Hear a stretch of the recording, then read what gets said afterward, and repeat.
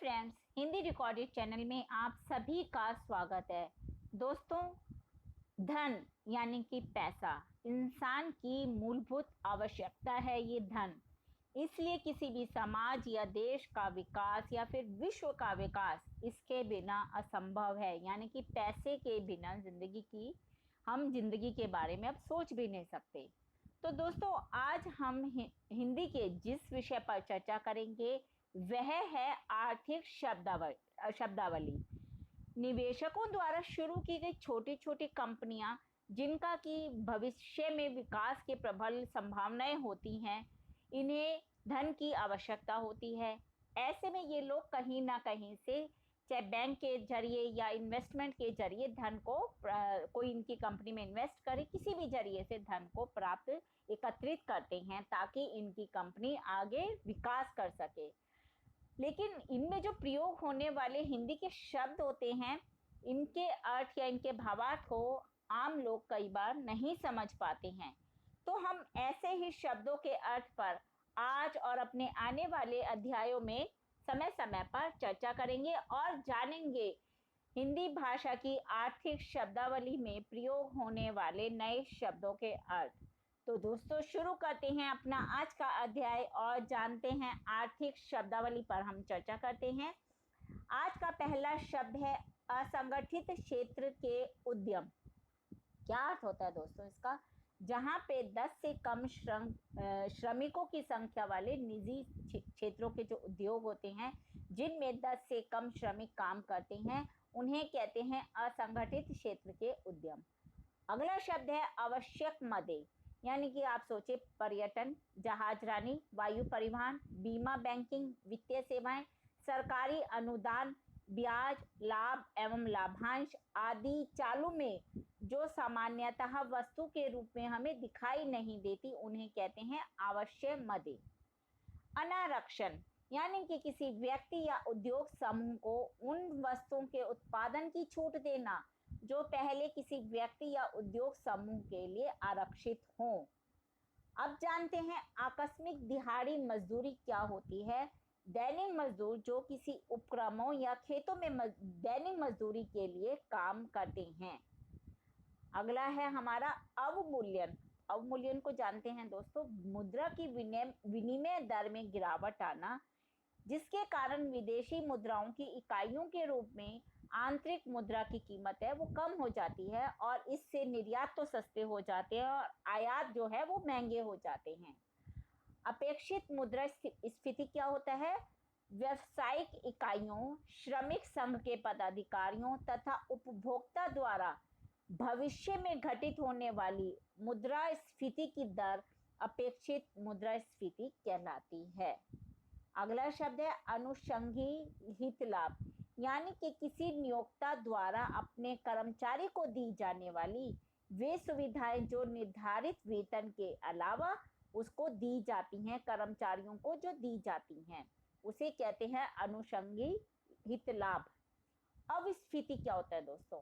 किसी अर्थव्यवस्था में उत्पादित वस्तुओं की पूर्ति मुद्रा की पूर्ति से जब अधिक होती है तो ऐसे में क्या होता है, जो वस्तुओं की कीमत है उनमें गिरावट आ जाती है।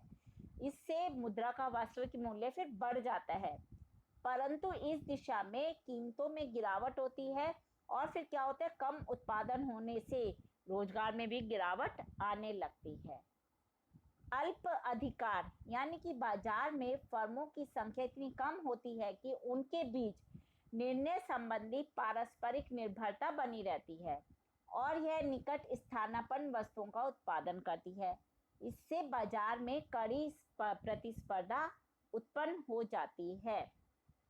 अनिवासी रुपया खाता, इसमें जो अनिवासी भारतीय हैं उनके द्वारा वाणिज्य बैंकों में भारतीय रुपयों में खाता खोल लिया जाता है। यानी कि जो भारतीय भारत में नहीं रहती और वे अपने भारतीय मूल्य से खाता खोल लेते हैं वाणिज्य बैंकों में, और इन खातों के मूलधन एवं ब्याज को बिना किसी कर के जमाकर्ता को, यानी कि जमा करने वाले को, उसके देश में उसकी मुद्रा में वापस कर दिया जाता है। मान लीजिएगा कि आप कहीं बाहर रहते हैं और आपने भारत में भारतीय रुपये से आप भारत के रहने वाले या कहीं भी रहने वाले आपने दूसरे बैंक में भारतीय रुपये से अपना खाता खोला है, तो उसका जब आपको ब्याज या मूलधन है वह उसी देश के, आप अमेरिका में है तो आपको उसी की मुद्रा के रूप में वापस कर दिया जाएगा। अगला शब्द है अग्रामी दर, यानी कि मुद्रा विनिमय की इस प्रक्रिया में कोई मुद्रा अग्रवर्ती बाजार में भविष्य में हस्तांतरण के लिए जिस दर पर खरीदी जाती है या फिर बेची जाती है उसे कहते हैं अग्रामी दर। अनुदान, सरकार द्वारा किसी उद्योग या व्यापार को किया गया वह भुगतान जिससे निर्यातक उद्योग को प्रोत्साहन प्राप्त हो या फिर उत्पादित वस्तुओं की घरेलू बाजार में कीमत ना बढ़े। इससे क्या होगा, यदि घरेलू बाजार में उत्पादित होने वाली वस्तुओं की कीमत नहीं बढ़ेगी तो इससे उद्योगों को भी और उपभोक्ता को दोनों को लाभ पहुंचता है। अति इष्ट राष्ट्र, किसी देश द्वारा किसी अन्य देश को आयात निर्यात के संबंध में जब शुल्क में रियायत या फिर अन्य सुविधाएं प्रदान की जाती हैं। अनौपचारिक क्षेत्र, छोटे छोटे श्रम प्रधान स्वरोजगार में लगे हुए लोगों द्वारा अर्थव्यवस्था में अप्रत्यक्ष योगदान देने वाला क्षेत्र होता है, वह कहलाता है अनौपचारिक क्षेत्र। अनुपार्जित आय क्या होती है? चालू वर्ष में प्राप्त व्यक्ति आय जिसका चालू वर्ष से कोई संबंध नहीं होता है। अमूर्त संपत्तियां, वैसी संपत्तियां जिनका मूल्य स्वामित्व के अधिकार से जुड़ा होता है। कैसे? जैसे कि पेटेंट, कॉपीराइट, ट्रेडमार्क आदि, ये सब कहलाती हैं अमूर्त संपत्तियां। अधिकृत पूंजी क्या होती है? किसी कंपनी द्वारा शेयर जारी करने के संबंध में पूंजी की अधिकतम सीमा यह अधिकृत पूंजी के बराबर या फिर उससे कम भी हो सकती है, लेकिन ऐसे में ये उससे अधिक नहीं होती, उसी को हम कहते हैं अधिकृत पूंजी। अनुसूचित व्यापारिक बैंक क्या होते हैं दोस्तों? कुछ विशेष शर्तों के अधीन रिजर्व बैंक की दूसरी अनुसूची में शामिल जो वाणिज्य बैंक होते हैं वे कहलाते हैं अनुसूचित व्यापारिक बैंक। अग्रणी बैंक कौन से होते हैं? इस व्यवस्था की शुरुआत 1969 में की गई थी।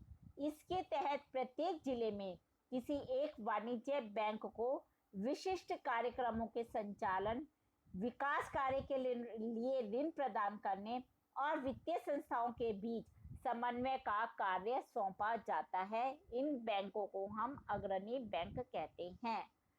आंतरिक अर्थव्यवस्था का एकीकरण, वैसी सरकारी नीति का निर्माण करना जिससे कि अन्य देशों के साथ स्वतंत्र व्यापार और निवेश में वृद्धि हो सके और जो देश की व्यवस्था है वह विश्व के संबंध में निर्भरता एवं एकता के साथ जुड़ सके। आयात प्रतिस्थापन, यानी कि सरकार द्वारा आयात को नियंत्रित करने के लिए आयात शुल्क में वृद्धि और अन्य उपाय किए जाते हैं। इस पर विदेशों से प्राप्त वस्तुओं का स्थान स्वदेश में अपने देश में निर्मित वस्तुएं ले पाती हैं। आयात शुल्क बाधाएं, यानी कि सरकार द्वारा आयात पर लगाए गए जो कर होते हैं वे हमारे लिए आयात शुल्क बाधाएं हैं। अतिरिक्त बजट, ऐसा बजट जिसमें सरकार द्वारा प्राप्त आय उसकी व्यय से अधिक होती है, यानी कि उसके खर्चों से ज़्यादा उसकी इनकम होती है सरकार की। ऐसा बजट जब बनता है वह कहलाता है अतिरिक्त बजट।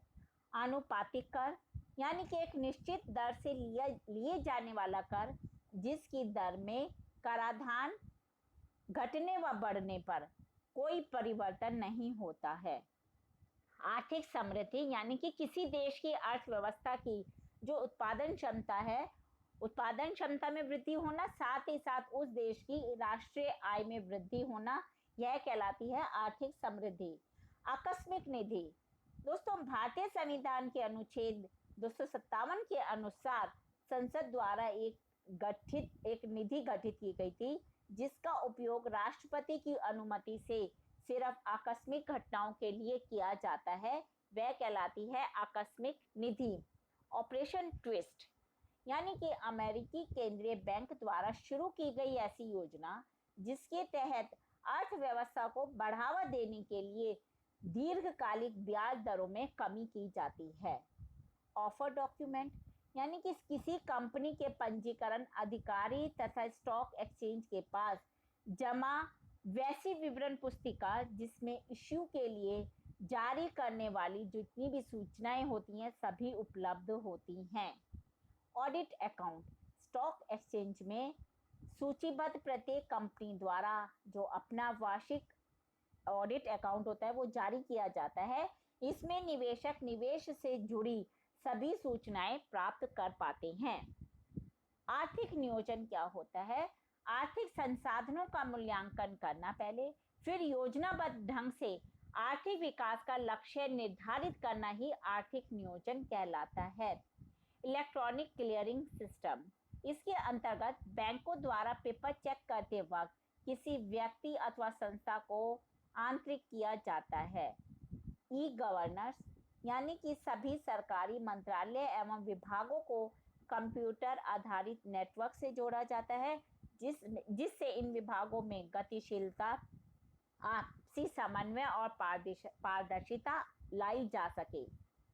ई कॉमर्स वाणिज्य और व्यापार क्षेत्र में लेन देन की प्रक्रिया में सूचना प्रौद्योगिकी का उपयोग ई कॉमर्स कहलाता है। अब जानते हैं ई चौपाल।